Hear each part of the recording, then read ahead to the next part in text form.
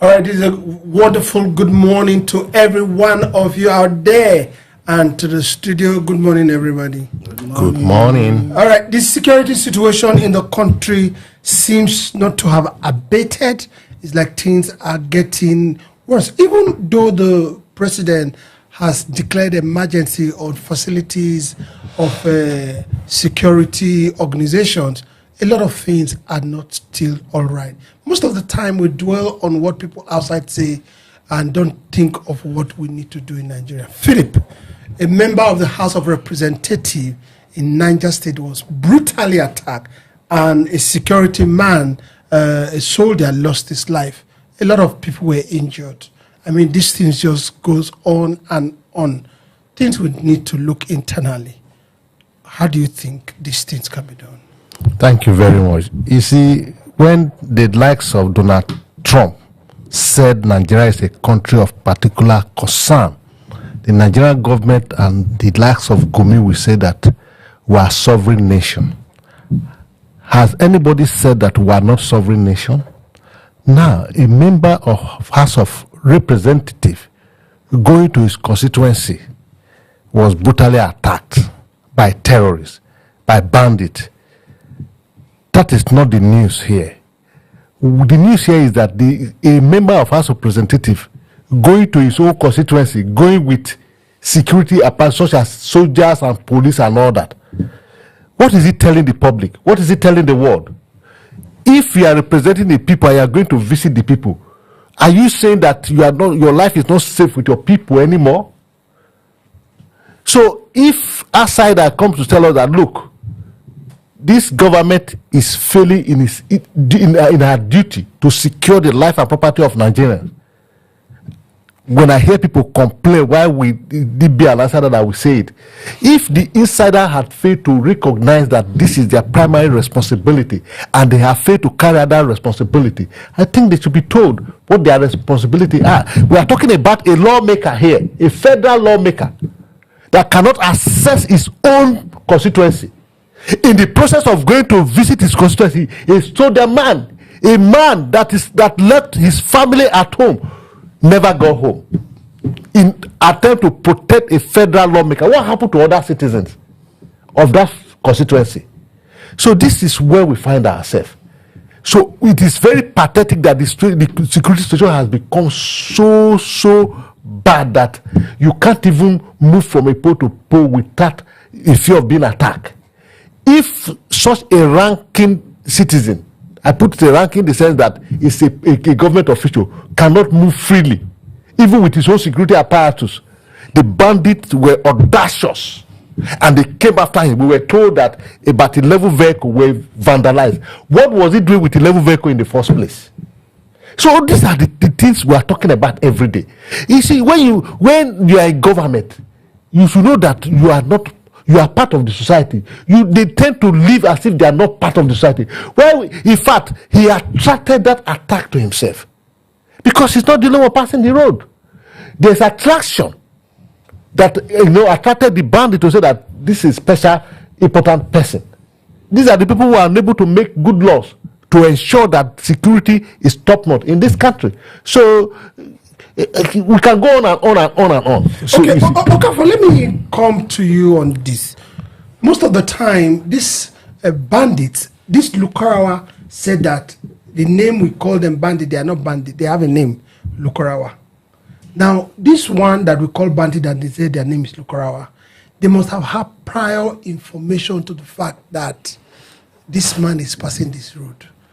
It seems that security is also compromised. From what we are seeing, DSS sacking of some of his personnel, Army having people on in the prison because of being compromised in Maiduguri. I mean, is there a security compromised?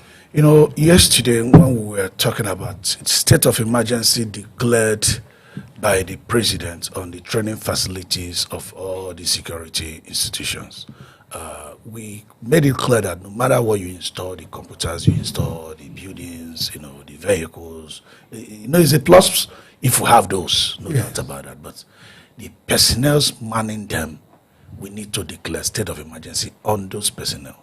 One is background checks. One is knowing their secrecy. One is knowing the circle they operate from. One is knowing their loyalty, their affinity. I can authoritatively tell you that from what we are seeing in the last few days that Donald Trump, released that tweet, you find out that some people are actually more loyal to their brotherhoodness that they share. Like Issa Pantami said that time, and we discarded it, that those terrorist Boko Haram are these religious brothers. You find out that some people value that brotherhood they share more than bandits simply because they are of the same religion. We have to say this truth. If you don't say this truth, nobody's going to say it for us. So they value that brotherhood. It's like me seeing a fellow Christian brother being put to jail. I feel the person should not go to jail simply because he's a Christian and will worship in the same church. That is nonsensical. That's not the constitution we have agreed to. So when you find out that people do not have a clear checks on them, they are allowed into the security system, they are recommended just based on who they are serving or whatever, you are going to have compromise. DSS just fired 115 personnel warning us. I'm happy about that. Let me be honest. I'm happy that they didn't just do that quietly. They did that, placing caveat that the public should be mindful of these people, releasing their identity, releasing their picture. I give kudos to the DSS director. Being transparent, releasing their pictures, releasing their identity, their ranks, and whatever, and that anybody who wants further information from them could come. I know it's an afterthought that's happened, the damage is done already, but when it comes to recruitment, we should talk about those we recruit. For example, yesterday we were talking about somebody like Gumi. Somebody like Gumi, his son is commissioned into the military just a few weeks ago. As a lieutenant. Just a few weeks ago. So this Gumi is somebody that is banned from getting into Saudi Arabia. Imagine an Islamic cleric being banned from coming home. I think Saudi Arabia should be a homecoming for any true Muslim. Imagine being banned from coming there. Of course, we are not going to ban Gumi from coming to Nigeria because he's a Nigerian. But the Nigerians have authority. We need to show that we have authority, and that is what Donald Trump was coming to let us know. We need to show that we have a government. If we do not show that we have a government, people will begin to wonder. For somebody that Saudi Arabia banned from coming, why did they ban Gumi? They didn't ban Gumi because he was preaching peace. They didn't ban Gumi because he was preaching goodness. There must be something on the background that made them to ban Gumi. And I can authoritatively tell you that ban is not only from Saudi Arabia. No. It's just because he went to Saudi Arabia. Let him attempt to visit other Western countries. You are going to see what would have happened. So why is it that in Nigeria he is the speaker talking with people? Imagine somebody recommended by these people. Who will their allegiance be? Somebody that says that Boko Haram or what's called bandits are reasonable people. That you talk to them, they listen. They listen to what? Raping people's mother, raping people's children, chasing people away from their family. Let me tell you. All the people that have had their voices now about because of sovereignty, one thing they didn't know is that they have been so stupid. Boko Haram has already encumbered our sovereignty. Bandits have taken up. Do you know how many local government today in Nigeria that's under the control of bandits? And they collect taxes. Do you know? Is that not in breaching of sovereignty? So we have people that our sovereignty is already breached as is today. So we now have another voice. Yes, who is coming maybe to breach our sovereignty, but with the sole purpose of taking out these people, which could lead to recovery. But is that what we want? We do not want that. We would be happier if our government can do that. Now, this sanitization coming, how can our government effectively do that if they pay no attention to the personnel? The quality of Philip said it yesterday, we should start from sanitizing what we have. First of all, what we should have done, I think, clean the house like what DSS have done. Know those whose loyalty is to the constitution and those whose loyalty is to Boko Haram or is to any banditry or is to any religion. Your first loyalty is to be to constitution. If your first loyalty and allegiance is not to the constitution of Nigeria, then you should not be serving in the police, DSS, army, anywhere. You should not be serving there, because you should see this kind of people are those that sells out. Like you said and observed, this honorable member that is ambushed, how were they able to know that he was going to pass there between 1 p.m. to 2 p.m.? We lost a soldier once again. That soldier could be somebody's father. That soldier could be somebody's son. That soldier could be somebody's brother. We lost another soldier. Losing a soldier now is not even news. It's not even a news again. It's like they are meant to If die. you say you lose a soldier now, it didn't happen. 11 vehicles were vandalized and damaged. A lot of people got injured. That was moving with him. Okay. Graciously, he was able to escape. Philip, sometimes a lot of things that baffle me is the fact that in 2023, there's a video making the rounds where the NSA was calling on Western nation to come and help us with insecurity. The present NSA now. The present NSA. Then he wasn't NSA. Now he's NSA, right? Yes. Has he stopped his call from calling them to come and help us? Now the people you are calling to come and help are now giving you a leadway, and telling you deal with this thing. Tell us what you want. I don't know if you understand. What has changed? You see, that's the height of hypocrisy on the side of the Nigeria NSA, the person of Nehru Badu. He was at the forefront, calling on the Western world to help liberate Nigeria from the hands of the terrorists, the bandits, the Boko Haram, and the rest of them. And now we saddled with responsibility of liberating this country as the headman in the security enter to advise the president of security matter on what to do. If as at that time he was not saddled with such responsibility, he took it upon himself to call upon the Western world to come to the aid of Nigeria, to free Nigeria from the hand of the terrorists. I wonder what has gone wrong with him, that he's saying that if America has said that, look, let's remove the word Christian genocide, that there's genocide in Nigeria, because it cut across all Nigerians, whether you are Christian, you are a Muslim, you believe in African religion, you are being affected one way or the other. Ribadu had not made a categorical statement since the observation by the president of the United States of America that Nigeria is a country of particular interest. I think sincerely that Nehru Ribadu should have catch on this particular opportunity to advise Mr. President on how Nigeria can collaborate with US to flush out this criminal element from Nigeria. But he's not doing that. Rather, all of a sudden, he realized that the terror are part of his religious beliefs, and he being silent. And not only is being silent, he allowed a known criminal, a known associate of the bandit, of the terrorists, the person of Gumi, to be speaking on behalf of Nigeria, telling Nigerian government to cut ties with America. And the body sit there quiet instead of to issue an order of arrest on Gumi. Rather, he allowed Gumi to do his job, to advise Mr. President on how to relate with America for the interest of the sovereignty of Nigeria. It is so pathetic that the people we have at the helm of our faith at this time, in our own time, are people that are bereft of idea. I don't know whether when they get into office they forget themselves, because if Ribadu was doing that yesterday, now that he has given the responsibility, what has happened? I begin to ask myself, I'm yet to find an answer to that question. All right. Okafor, the security architecture of the internal security of this country lies in the hands of the police, NSCDC, immigration, as it is, custom, in a way, but primarily the police and the NSCDC. The same people that have been in charge, not knowing what to do, not improving. Like you said yesterday, we have a divisional of police in every, sometimes in some local government 2, 3, at least 1 in every local government.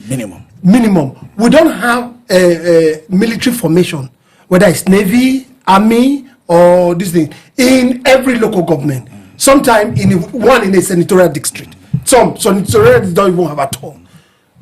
The head of these agencies, of these security agencies, are left that way they are bereaved of ideas. The NSCDC, the police, they are bereaved of ideas. Why has the president not taken a look at these things? Let me tell you, we just said something a while ago. The loss of a soldier doesn't sound like a news anymore. Yes. But if a soldier dies in America, the president, We call his family. we honor the president, honor them. If they bring back the dead body, you see the honor. But it doesn't. Sure, if you report it here, they're even angry with you that you are reporting it. They underplay it. My friend, I say I lost Major Jonathan to them, that I lost. In Medugri, he was serving in Abuja here. It took months before we got to know. We were looking for him. We were calling him. We didn't even know he was dead already. So it's happening to the extent that somebody will die. If it's not for any reason the news was not able to get hold of it, they are not even going to announce it. The military will calm it down. They tell you they're trying to talk to these, because we are beginning to integrate this thing into the system. And that is the wish of people like Gumi.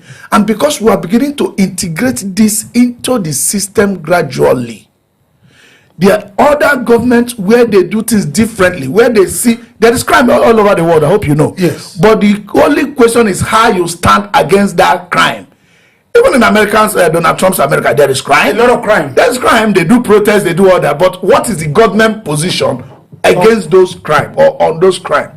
That is just the difference. The difference here is when we say Gumi is talking and speaking with terrorists, what is the government position about him?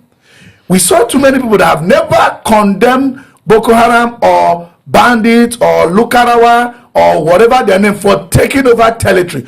Go and check their Facebook. Go and check their Twitter. They have never tweeted against these people taking over Nigerian territory, which is a breach of our sovereignty. We do not know where they are from. Sometimes they tell us they are foreign herdsmen. Sometimes they say they are foreign mercenary. We don't even know their addresses. We don't know their embassy. We don't know the authority they function with. We don't know their currency.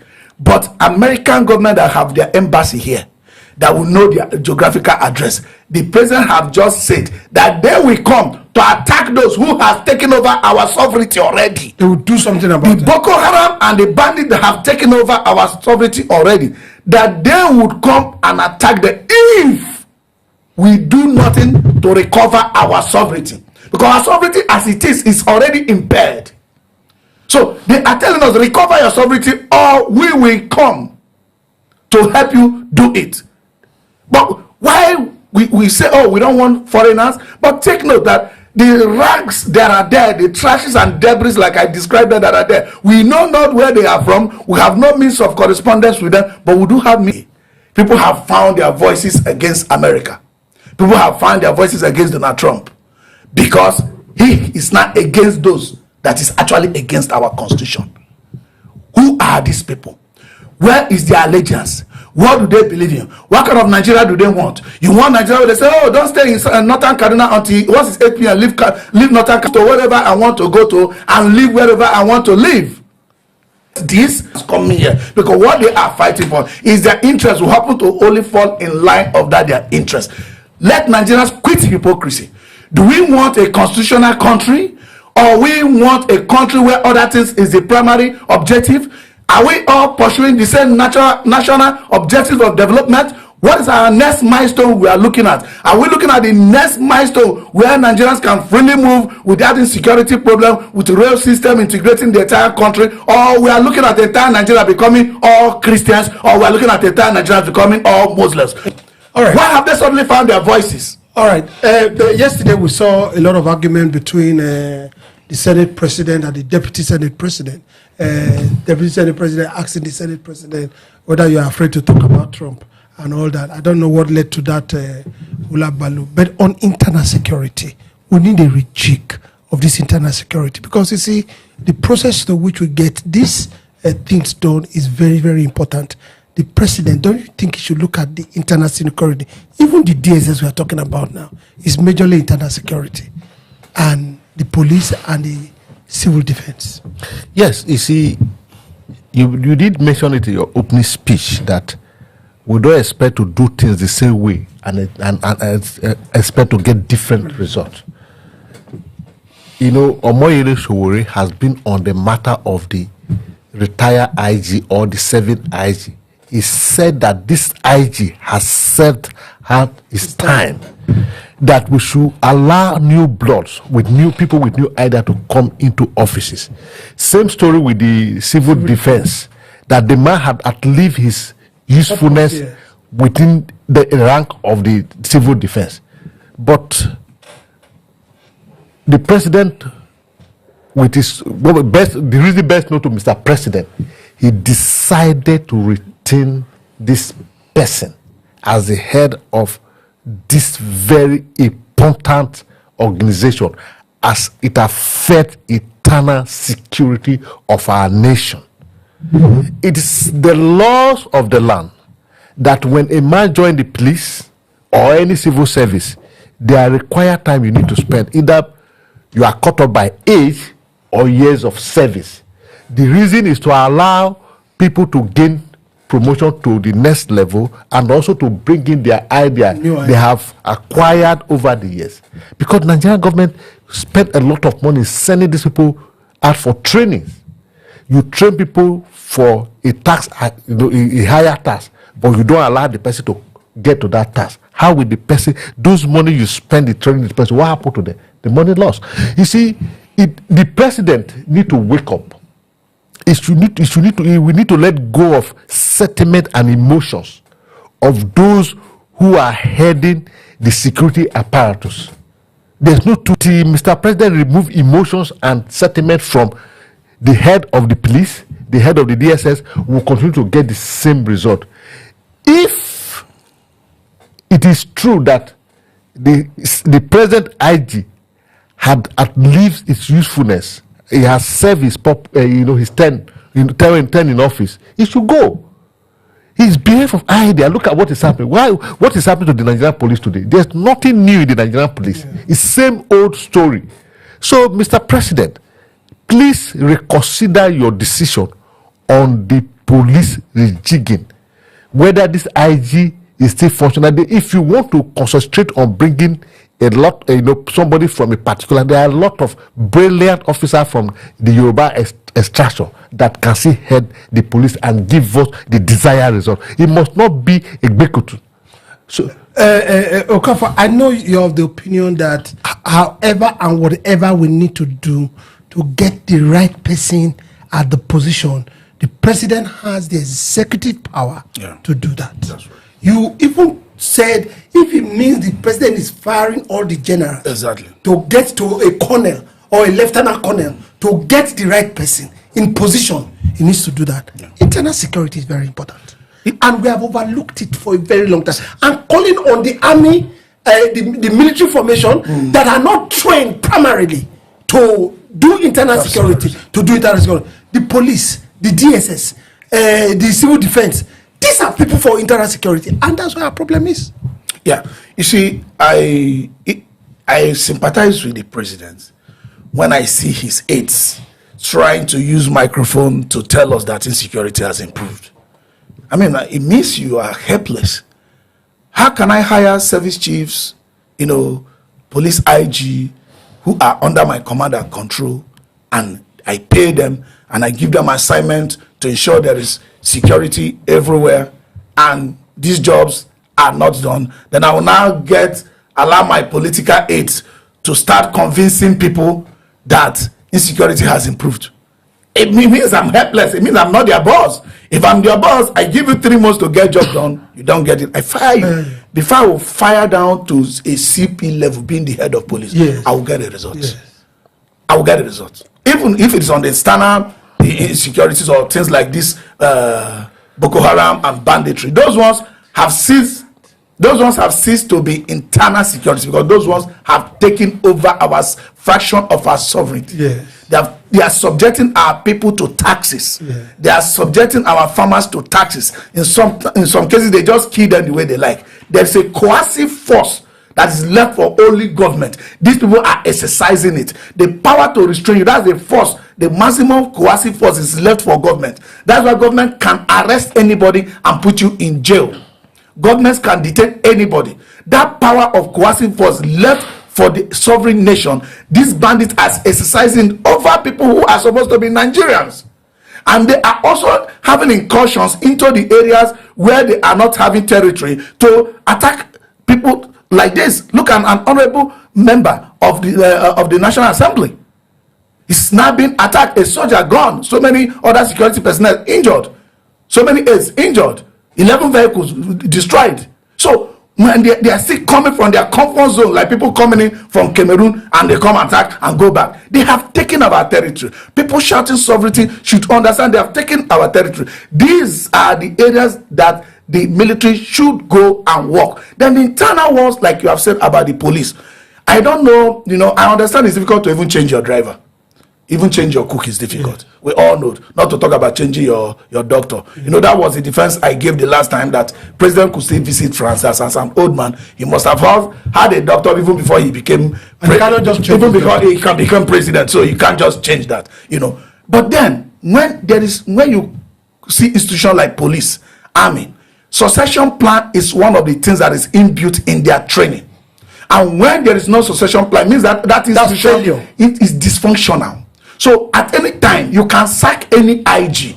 I'm so sure Nigerians are smart people. Very smart. You have more than 100 people that are qualified to be an IG. Now come to Nigeria where diversity is put into place. If you think, this IG must still be replaced by somebody from Yoruba extraction, I can authoritatively tell you have another nothing less than 30 Yoruba personnel that can be IG. When you talk about that Yoruba extension, I beg to disagree with you. If that's what we have come to, we should look about capacity and not. What we're saying here is this. We're not saying that. We're not saying it should be so. If it is necessary. Let me give an example. Philip, how necessary? Okay, hold on. Let me tell you. If all other service chiefs now, NSCDC is an Igbo man, for example. Army is I said for example. You know the English again. Okay. I say army.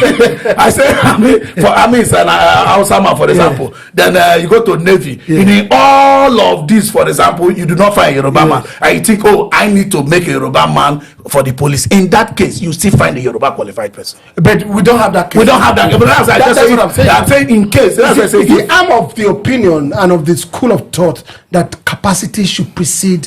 No, certainly. We are saying we are boiled down to that. You still didn't get me.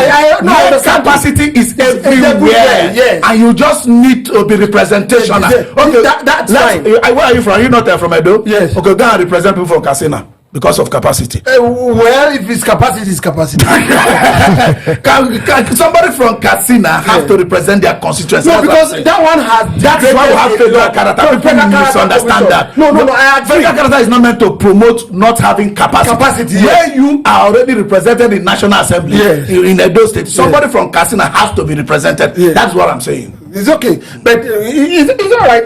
I think our time has very well. Give you 1 minute. The whole security situation, the whole Trump brouhaha, the whole federal government trying to defend. They are making changes. They are trying to tell us that, it's not because of what's happening that we are making changes. Who cares if it's not because of happening? Something must kill a man. Is that not what it is? It's even good if it is because of what's happening. The thing is this. Now they are saying that there's no genocide in this country and Nigeria shouldn't be a country of particular interest. My question is, what happened yesterday in Niger State when the federal lawmaker was going to see his constituency? Does it portray a country that is safe? Because the purpose of a country of particular concern is that the country is no longer safe. Her citizens are no longer safe to move around freely. Each time they move, there's danger ahead of them. This is a lawmaker, for crying out loud. Because of the security situation, we were told that 11 vehicles were vandalized and damaged. So we don't even know the numbers of vehicles that were with him. We were told the soldier that was with him was killed. We were not told the numbers of security personnel that were with him. In spite of all of this, they were still attacked, and the soldier lost his life, and several other people, were injured. So it tells you how pathetic the security situation in this country is. So the Nigerian government need to sit up. Like I said before, the security advisor, NSA, that is the head of the security advisor, should advise the government, like a former DSS boss did advise the government that, look, take this Trump statement seriously and find a diplomatic relationship with, so that you can resolve this thing in such a way that, like he said, our country will be liberated. Our sovereignty has already been breached. We are not a sovereign nation anymore, because in Katsina State we have about 12 local governments signing banditry rule. Right. In Niger and all of that, in Zamfara and all of that. So it is proper that they apply diplomatic.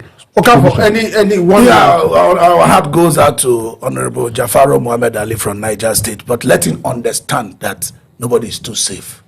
It got to him now. You can't, even though you have 50 army following you. It was a shape close. It could still happen. It was very close. It could still happen to Yes, you. yes. Let him take the message back to the house. Okay, all right. We will hang up now, but don't